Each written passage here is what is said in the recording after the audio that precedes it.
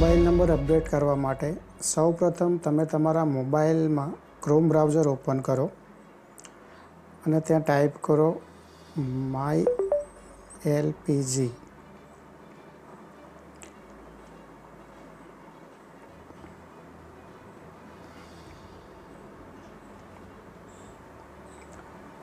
તેમાં આવશે LPG service Bharat gas, તે સર્ચ કરો. ત્યારબાદ અહીંયા આવશે અપડેટ કોન્ટેક્ટ ડિટેલ્સ, તેમાં ક્લિક કરો. પછી તમારું જે રાજ્ય છે તે સિલેક્ટ કરો. ત્યારબાદ તમારી એજન્સી જે ડિસ્ટ્રિક્ટમાં છે તે ડિસ્ટ્રિક્ટ સિલેક્ટ કરો. ત્યારબાદ તમારી એજન્સીનું નામ સિલેક્ટ કરો. ત્યારબાદ કન્ઝ્યુમર નંબર, જે તમારી એજન્સી દ્વારા તમને જે બુક આપવામાં આવે છે તેમાં કન્ઝ્યુમર નંબર હશે તે અહીંયા એડ કરો.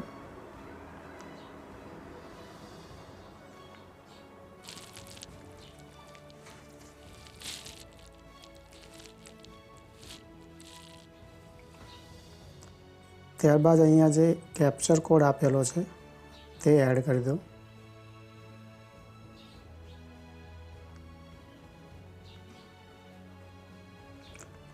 ત્યારબાદ જે તમારી બુક છે, જે કન્ઝ્યુમર નંબર છે એની બિલકુલ નીચે એસપી નંબર હશે તે અહીંયા એડ કરો.